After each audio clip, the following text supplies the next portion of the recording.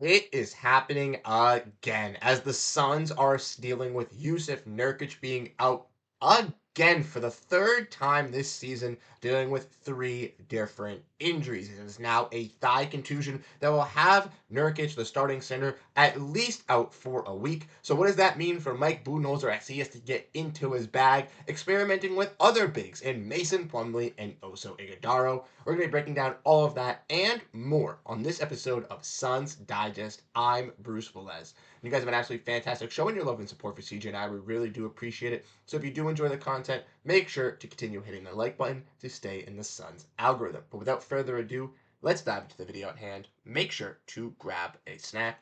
And like I said in the introduction, not again, as it is unfortunate for the Phoenix Suns and for Jusuf Nurkic this season, as the big man and center for this Suns team has not dealt with one or two, but three injuries to start off the season, and all three being different injuries. Like I mentioned earlier in the introduction here, courtesy of Gerald Bourguet, the first person I saw to bring this news out, the Suns announced that Jusuf Nurkic will be reevaluated in 1 week as he is dealing with a right thigh contusion. And like I had mentioned in the introduction, this is not the first injury that Jusuf Nurkic has dealt with the Suns this season. As we want to look at this quote here, talking about his ankle from Gerald, we can see Nurkic was obviously dealing with injuries to both ankles. So it's like you twist it a little bit there and then you keep playing and it gets a little bit worse. He's been battling with this and had been taking some nights off here and there in between while dealing with these ankle injuries, playing,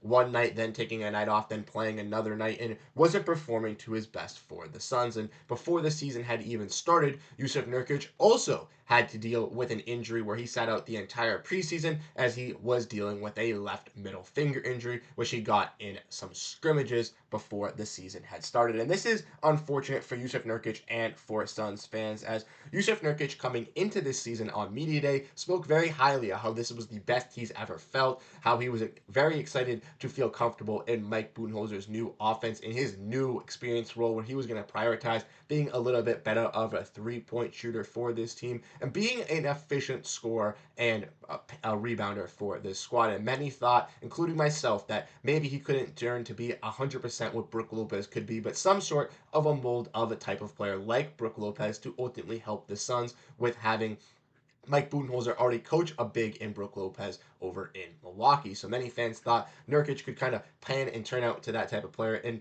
for Suns fans' expectations and for their realities, it just hasn't blossomed through for the Suns, as Nurkic just hasn't looked that great so far for the Suns, with him dealing with injuries as well, but also when, healthy, not being the best out on the court. If we want to look at Nurkic's stats so far for the season, guys, we can see that he's averaging around 9 points and 10 rebounds, which is doing pretty solid on the rebounding, but his shooting percentages is what is the main issue for Nurkic, as mostly for this Suns team, he can grab rebounds and kind of be a little bit of an interior presence, but not the best interior presence defensively. And that's where Plumlee and Osodago have really been able to shine. But his scoring ability with this Suns team just hasn't translated that they expected with Mike Budenholzer, shooting 42% from the field and 29% from three-point range, which is not great and not what was expected after we saw those really, really interesting highlight clips from Jusuf Nurkic leading up to the season, where we were getting hyped up thinking he could turn this really around for this Suns squad. So with the Suns now having Jusuf Nurkic going to be out for a little while, they can experiment and they obviously can have some fun. So let me know what you guys think down below in the comment section on the Jusuf Nurkic injury. I know a lot of Suns fans, including myself, aren't pleased with his play for the Suns as well. So maybe this can push for a trade to kind of get underway for the Suns if they do start to blossom with their starters back, with playing with Oso Ighodaro and Mason Plumlee. And that kind of gets into the next part here in the video, just going over what this means for those two backup big men and Mason Plumlee and Oso Ighodaro, as they are obviously going to have increased roles in this center group with Nurkic going down. As we've looked and kind of discussed before, I don't have it on here at the moment as an image, but the Suns have three centers in their depth chart: Nurkic, Plumlee, and Oso Iguodala. No other center listed underneath there. Bol Bol listed as a power forward, and Bol Bol being a little bit frailer to play that center position. So the Suns, now without Nurkic, only have two reliable sources to go up against other opposing teams. And going up against their game tomorrow versus the San Antonio Spurs, going up against Victor Wembanyama, they're going to need that interior presence from guys like Mason Plumlee and Oso Iguodala to combat the lankiness from Wembanyama. But if we want to look at what this means and what this could ultimately bring out for the Suns here, we can dive in and look at this. Like I mentioned, the Suns here are very excited to have Oso Iguodala and Plumlee to be ready, and players have been speaking up about it. If we want to look at this quote from Dwayne Rakin, we can see the Ties spoke up about them, saying it's just the opportunity that Mason and O are going to be able to be ready and get that opportunity.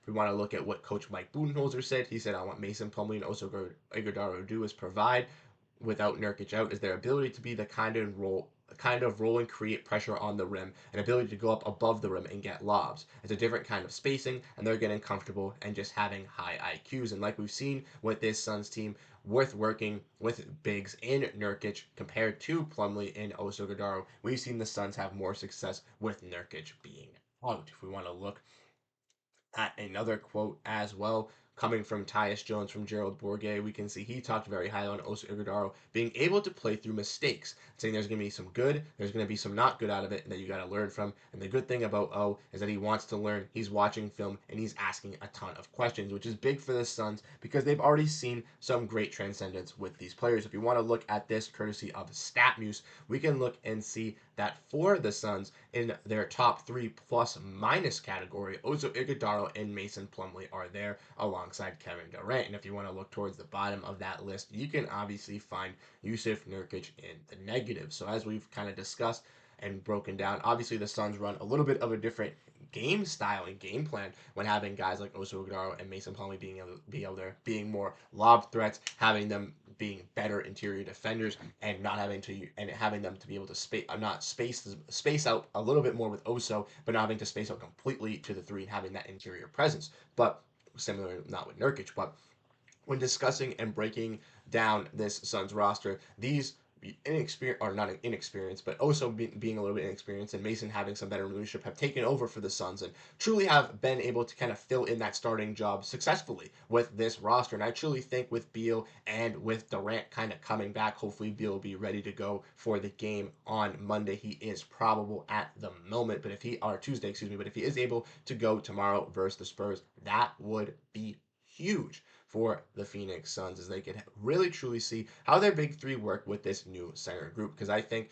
that Jusuf Nurkic's name could be on the name could be on its last end in Phoenix, excuse me, due to the fact that the Suns haven't looked the best with Jusuf Nurkic and they've looked better with Oso and Mason Plumlee. Not to express also the fans feel so as well. If we want to look lastly here, forgot to show this earlier, but looking at Jusuf Nurkic's stats, we can obviously see he hasn't been the greatest three-point shooting big per game. True shooting has been awful, assist rate has been awful, and that plus minus is absolutely atrocious. He's been a solid rebounder, which is key for the Suns, but I do believe that the Suns could use Jusuf Nurkic and his $18 million contract with either other contracts or in with using some draft capital to go out and acquire another big as well to kind of help out this Suns team because as we know they do desperately need that rebounding if Nurkic were able to leave, but I feel like the Suns could go out and get a solid rebounder type of guy that could really set himself up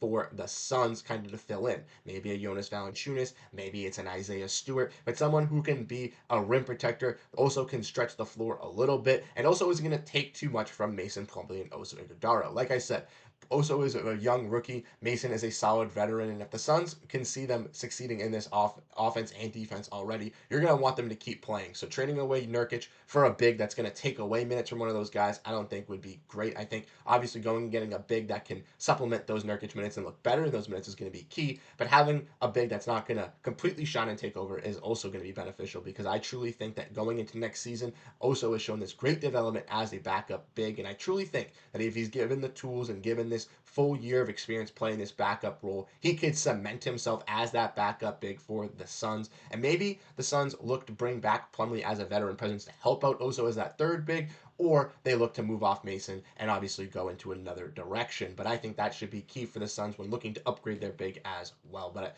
we got a Nurkic update. We talked a little bit about Oso and Mason. We went into a little bit off of a tangent there at the end, kind of going into Osu's projection and how he can truly be, and kind of exploring these Nurkic trades. But let me know what you guys think down below. Obviously, the center position for the Suns has been a topic of discussion, from Jusuf Nurkic not really fitting in that great to Mason Plumlee and Oso overcoming expectations of what fans had at the start of the season. So ultimately, it's raised a lot of questions with this big man group, and I think we'll get some answers before the trade deadline. Hopefully, with Nurkic being out, the Suns can kind of really figure out what that true answer is and kind of push into that direction. But you guys have been absolutely fantastic. Thank you guys so much for tuning into this video where we broke down all the Suns news. Like I said, if you guys do enjoy the content, if you guys do enjoy the videos coming out on the channel, like I said, 78% of you guys, 77.9 basically percent of you guys who watch these videos are not subscribed. So if you do want to stay up to date on Suns Digest, make sure you get all the daily updates like this. Make sure to hit that subscribe button, as